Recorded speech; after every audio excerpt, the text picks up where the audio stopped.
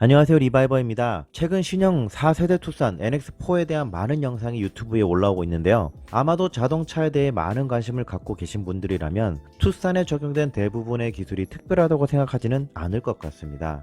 그러니까 투싼에 최초로 적용된 기능이 아니면 똑같은 내용이 반복되는 컨텐츠들이기 때문에 지루할 수도 있다는 거죠. 그래서 이번 영상에서는 짤막하게 투싼에 적용된 최초의 기능 3가지에 대해서만 설명해 보겠습니다. 첫 번째는 멀티 에어 모드입니다. 투싼 소개 영상에서는 왜 비행기에서는 에어컨의 바람을 직접 느끼지 못한 것인지, 그리고 그것을 벤치마킹해서 신형 투싼에 적용했다고 말했습니다. 또 소개 영상에서 크래시패드에 있는 여러 송풍구를 통해서 부드럽게 바람이 나올 수 있다고 했죠. 현대차 퀄리티 에어 공조 기술 영상에서도 알 수 있듯이 에어벤트 그릴에 미세 멀티 에어홀을 적용했고, 멀티 에어 모드를 위한 에어벤트가 2개가 추가되었습니다. 물론 미세 멀티 홀이 없는 곳은 막히게 되므로 냉각 효율적인 측면에서는 멀티 에어 모드가 낮을 수 있습니다. 그래서 이 기능은 기존 에어벤트를 통해서 실내를 충분히 시원하게 한 뒤에 멀티 에어 모드로 전환해서 쾌적한 환경에서 운전할 수 있도록 하기 위한 것으로 보여집니다. 두 번째는 애프터 블로우입니다. 여름철 에어컨을 사용하게 되면 에바포레이터의 잔류 응축수가 제대로 건조되지 않음에 따라 곰팡이가 발생합니다. 이 곰팡이가 곧 에어컨 악취로 이어집니다. 응축수는 무조건 생기는 것이기 때문에 결국 건조해주는 것이 제일 중요한데, 그 기능이 바로 애프터 블로우입니다.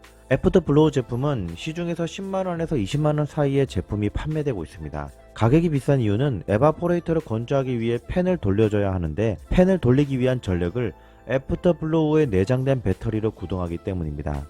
투싼에서 구현한 애프터 블로우 기술은 기존의 시동용 납산 배터리를 사용합니다. 외부 기온이 낮지 않고 배터리 잔량이 충분하면 시동을 끄고 30분 후에 10분간 건조시켜줍니다. 반면 시중의 제품은 시동이 꺼지면 바로 작동하도록 되어 있습니다. 아쉽게도 애프터 블로우 기능은 투싼 하이브리드 모델에는 적용되지 않습니다. 그 이유는 공식적으로 발표하진 않았지만 애프터 블로우 기술이 납산 배터리를 기반으로 해서 설계되었기 때문으로 보입니다. 투싼 하이브리드의 배터리는 니로와 동일한 통합 배터리가 들어갑니다. 이 통합 배터리는 시동용 납산 배터리를 없애고 차량용 전장 부품을 구동하기 위한 12V는 하이브리드 배터리 전력을 저전압 DC 컨버터를 통해서 확보하는 것으로 보여집니다. 통합 배터리가 적용되면 부피와 무게를 줄여서 실내 공간을 늘려주고 연비를 높이는 효과가 있습니다. 소렌토 하이브리드의 경우에는 별도의 시동용 배터리가 존재했기 때문에 현대차가 구현 가능한 애프터 블로우 기술은 소렌토 하이브리드에는 구현이 가능할 것 같지만 업데이트 방식으로 지원해 줄 리는 없겠죠. 어쨌든 하이브리드 모델을 기다리시는 분들에겐 애프터 블로우 기술이 안 된다는 것은 분명 아쉬운 부분입니다. 세 번째는 이 핸들링입니다. 이 핸들링은 애프터 블로우와 반대로 하이브리드에만 적용되는 기술입니다.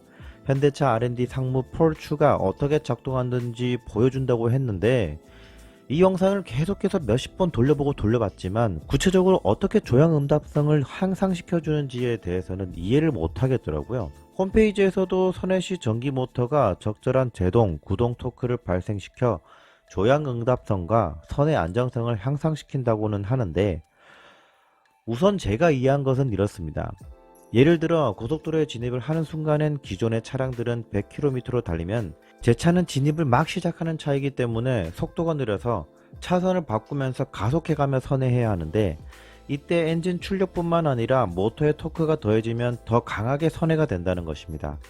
반대로 고속도로 출구에서는 자연스럽게 모터가 회생제동을 통해서 감속을 해주면서 언더스티어를 막아준다는 것이죠. 하지만 이 기술은 전기 모터의 순간적인 토크와 제동을 이용하기 때문에 하이브리드만 제공하는 기능입니다.